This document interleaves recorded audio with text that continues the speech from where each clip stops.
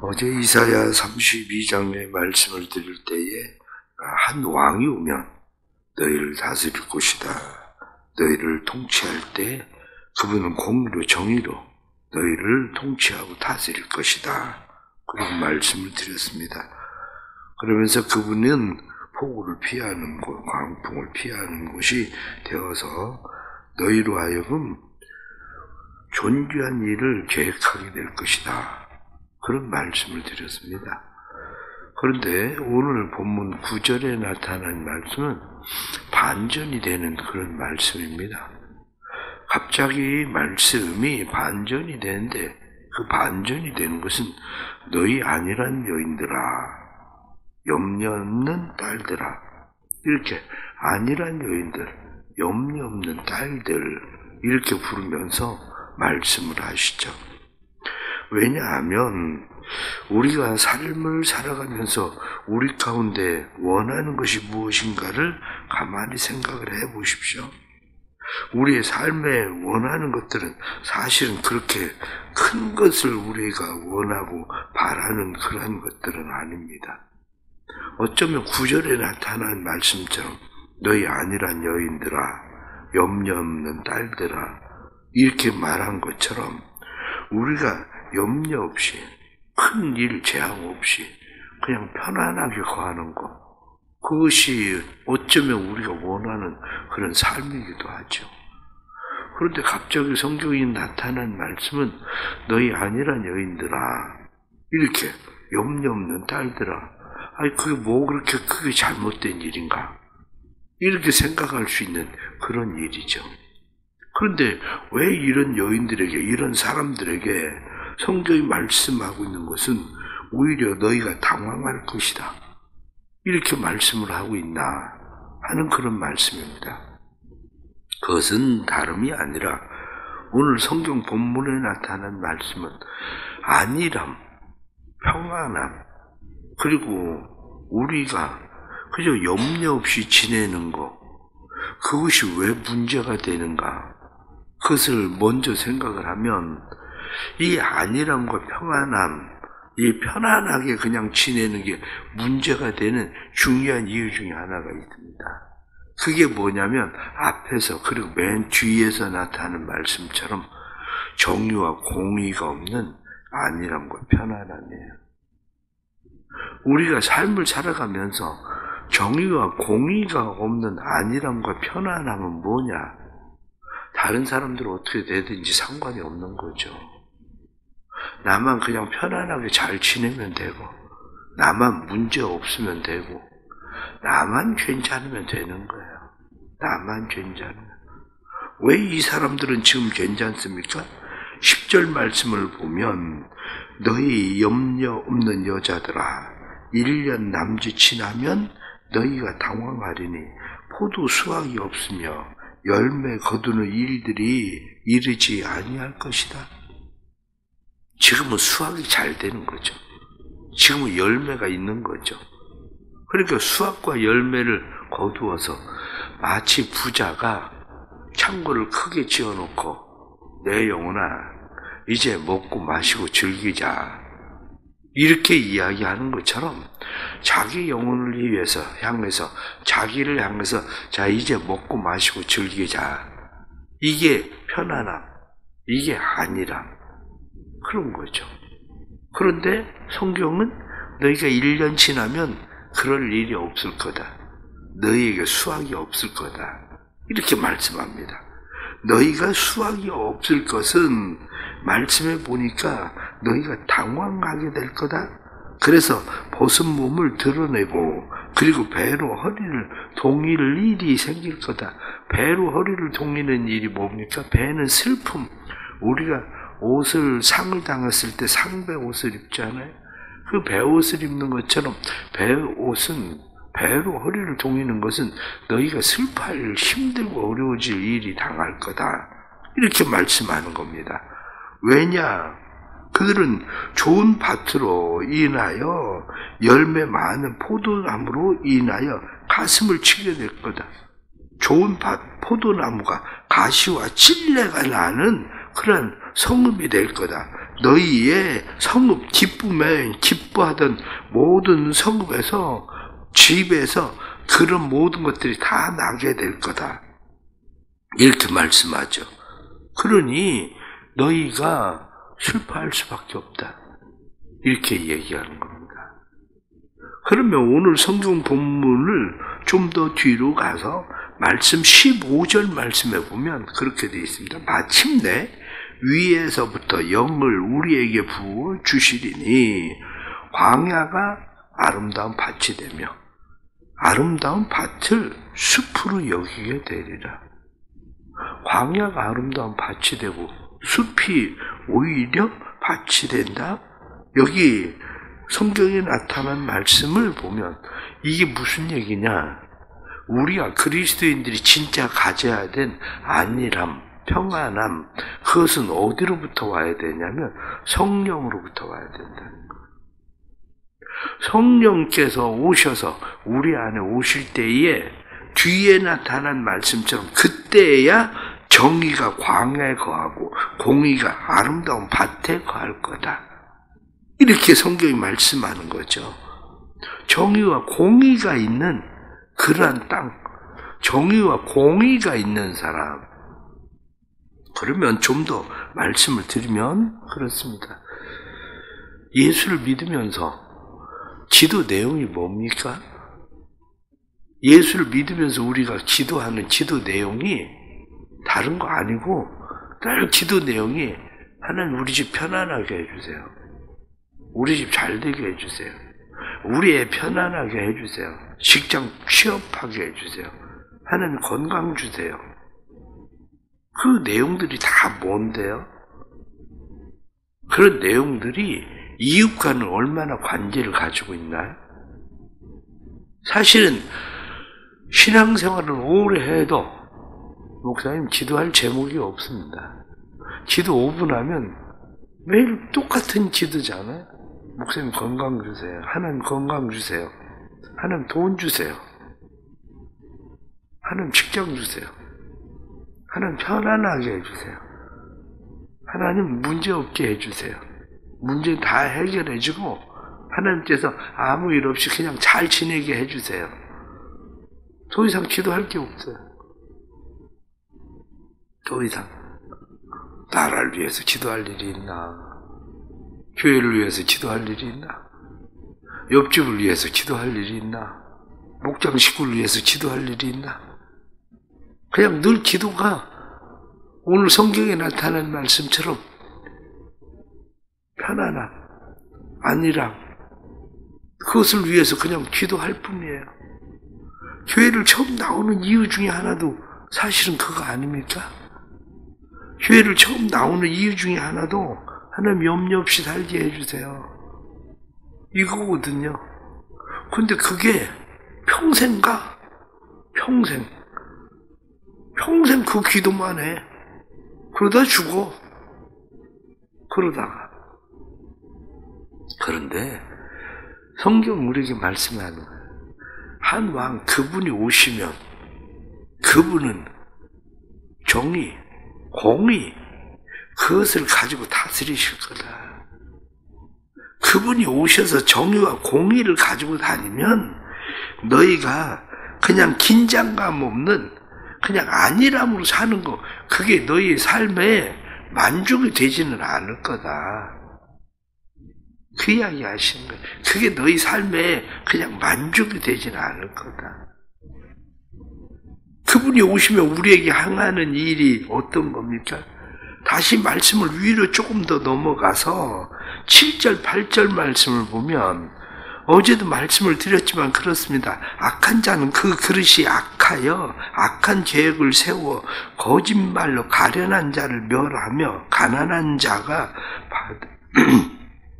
말을 바르게 할지라도 그리함이거니와 존귀한 자는 존귀한 일을 계획하나니 그는 항상 존귀한 일에 서리라.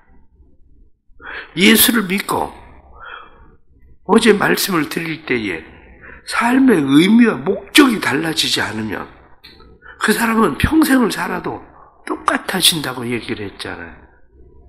그 사람 인생에는 존귀한 계획이라는 게 없어요. 하나님의 계획, 하나님의 뜻이 없이 그냥 나 하나 잘 먹고 잘 살고 나 하나 편안하게 나 하나 그냥 염려 없이 사는 거 그게 전부 다라고요. 그게. 그런데 진짜 예수를 믿는다는 게 뭐냐? 이렇게 얘기하면 진짜 예수를 믿는다는 것은 광야에 말씀에 나타나는 것처럼 정의가 거해야 된다는 거죠. 광야에. 뿐만 아니라 그 숲이 오히려 공의가 거하는 땅이 돼야 된다는 거예요. 내가 힘들고 어려워서 나 혼자 힘으로는 뭐를 도저히 할 수 없는 그런 사람들이 하나님께서 우리의 삶의 문제를 해결할 때 어느 날 하늘에서 금덩어리가 뚝 떨어지고 어느 날 복권이 당첨되고 그래서 우리의 삶이 되는 겁니까? 그렇지 않거든요. 누군가 하나님의 존귀한 일을 생각하는 사람들, 하나님의 뜻을 아는 사람들이 그 사람들이 내 곁에 붙어서 나로 하여금 존귀한 삶을 만들어 가는 거거든요. 그게. 그러면 내가 그렇게 하나님의 은혜를 입은 존귀한 삶, 하나님의 주시는 존귀한 일이라고 하는 내 삶의 의미와 목적이 달라지는 것은 나도 내 힘으로만 산 게 아니라 하나님의 은혜로 산 거구나. 저 사람 저렇게 힘들고 어려운데 내가 어떻게 해야 되지? 내가 도와줘야지? 내가 세워줘야지? 이러한 일들이 우리 안에 일어나는 거. 그걸 보고 오늘 성경에 나타난 말씀은 마침내 위에서부터 영이 우리에게 일어난다. 우리에게 부어주신다. 그래서 광야에 뿐만 아니라 숲에 하나님의 정의와 공의가 이루어진다. 이렇게 말씀하는 거죠. 성령 받는 삶이 우리에게 필요해요. 말씀 18절 말씀 보면 내 백성이 화평한 집과 안전한 거처와 조용히 쉬는 곳에 있으려니와. 이거는 안일한 여자들, 염려 없는 여자들이 살고 있는 집과는 다른 집이에요. 겉모양은 안일한 부녀들, 여인들, 염려 없는 딸들, 여인들 이렇게 말하는 세상 사람들, 그 사람들이 볼 때에는 돈도 많고 건강하고 직장도 잘 되고 차도 좋고 이 사람들이 사는 것이 얼마나 편안하고 안일해 보입니까? 그런데 오히려 하나님의 백성들이 사는 집이 어떻게 저렇게 힘들게 살까 때로는 이렇게 보여지는데 오히려 이 사람들이 사는 그 집이 내 백성, 하나님의 백성이 사는 집이 화평한 집, 안전한 곳, 조용히 쉬는 곳, 오히려 그곳이 그런 곳이다. 그곳이 될 것이다. 이렇게 말하는 거죠. 결론적으로 말씀을 드리면 그렇습니다. 성령 없는 신앙생활? 그거는 정상이 아니라는 겁니다. 성령 없는 신앙생활은 공의와 정의가 상실되어진 하나님이 계획하시는 존귀한 일이 그 안에 담겨져 있지 않은 그런 삶이라는 거예요. 그 삶은. 이제 우리가 다시 기도의 제목들을 좀 더 바꿔야 됩니다. 우리의 삶을 그냥 단지 편안하고 안전하게 사는 게 아니라 하나님의 존귀한 일을 계획하는, 하나님의 존귀한 일을 계획하는 그것이 이렇게 생각을 하셔야 됩니다. 내가 갑자기 직장을 잃었어요. 직장을 잃어서 힘들고 어려워졌어요. 아니면 내가 건강을 잃었습니다. 그래서 힘들고 어려워졌습니다. 그러니까 하나님 앞에 기도하기 시작해요. 하나님 앞에 기도하는데 하나님 성령, 하나님 건강하게 해주세요. 하나님 돈을 벌게 해주세요. 그래서 다시 편안하게 해주세요. 안전하게 해주세요. 막 기도를 했는데 기도하다가 성령을 받으면 기도가 바뀌어. 돈 벌게 해주세요. 건강하게 해주세요. 이렇게 기도하는 게 아니라 하나님 선교사 나가야 되려나 봐요. 다른 사람 얘기하길 아니 너 직장도 없이 그래가지고 빚만 졌잖아. 근데 무슨 선교사를 나간다고 빚이나 갖고 나가. 오히려 사람들은 그렇게 얘기해요. 아니 그런데 이 사람 덜렁 선교사를 나가버려. 사람들은 생각할 때 미쳤나? 이렇게 생각하거든요. 그런데 미친 게 아니라 성령을 받으니까 내 안에 존재한 일이 계획되는 거예요. 아, 직장 생활만 하는 게 이게 전부가 다는 아닌데 이러다 살다가 편안하게 안일하게 그냥 그렇게 살다가 죽으면 뭐 할 건가? 그래서 나가는 거예요. 이 사람들이. 건강을 잃어버린 사람이 교회 열심히 나가서 봉사하고 어디 봉사단체에 나가서 봉사하고 그래요. 사람들이 아니 네 몸도 생각도 해야지. 너 챙겨야지. 아니 그런데 왜 그렇게 힘들게 그렇게 하고 있는데 기도하다 보니까 성령이 내 안에 역사하고 나서 보니까 아 나만 힘들고 어려운 줄 알았는데 나보다 더 힘들고 어려운 사람들 저 병원에 있는 사람 누군가 위로할 사람 없고 아무도 말해줄 사람이 없는 저 사람들은 누가 챙겨야 되나? 그래 내가 그래도 다른 입은 일은 못해도 입을 가지고 그 사람들에게 이야기해 줄 수는 있고 아 그러니까 내가 그런 일이라도 해야 되겠다. 아니 가서 그래서 그 사람들이 그 일을 하는 거예요. 사람들이 볼 때는 쓸데없는 일. 네 몸이나 챙겨. 너나 잘 그냥 지내. 사람들은 그렇게 이야기하는데 그 사람들이 도대체 왜 그러고 살까요? 성령 받아서 그래요. 그게. 그런데 오늘날 그리스도인들의 삶이 처음 예수 믿을 때부터 하나님 염려 없게 해주세요. 안일하게 편안하게 그냥 잘 지내게 해주세요. 여기 성경에 나타나는 말씀처럼 그렇게 기도하기 시작했는데 교회를 오래오래 다녀서 죽을 때까지 그 기도만 하다 죽어. 죽을 때까지. 그러니 예수 믿고 오래 예수 믿어도 누구 밥 한 그릇 사줄 수 일이 있나? 아니면 어디 봉사하는 데 가서 봉사할 일이 있나? 성경 그것을 그게 정이 없는 공이 없는 너희의 땅이야. 정이 없는 공이 없는 아니람 정이 공이 없는 염려 없는 너희의 긴장감 없는 너희의 삶이야. 그런데 진짜 왕 그분이 오시면 그렇게 살지는 않을 거야.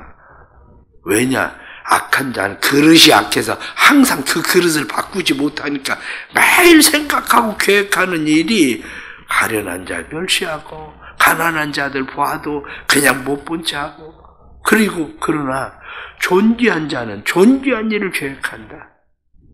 그렇게 말씀하는 거죠. 우리가 삶을 조금 바꿔보세요. 그런데 내 힘으로 안 된다는 거예요.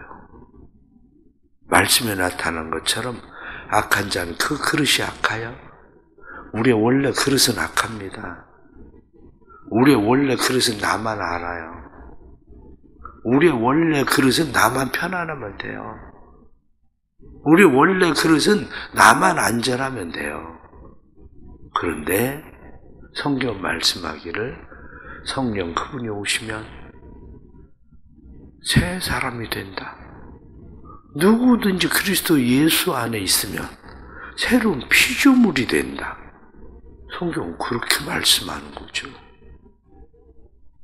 오늘도 또 삶에 또 하나님의 주시는 은혜 말씀 생각하면서 우리의 삶이 좀 더 진짜 예수 그리스도가 우리의 삶의 왕이 되시는 존귀한 일을 계획하는 하나님의 뜻이 우리의 삶의 의미가 되고 하나님의 뜻이 우리의 삶의 목적이 되는 내가 거하고 있는 것이 광야일지라도 내가 거하고 있는 것이 숲일지라도 그것이 정의가 공의가 머무는 곳으로 변하는 참된 안전함이 있는 평안함이 있는 그런 하나님의 은혜의 삶이 되기를 간절히 바랍니다.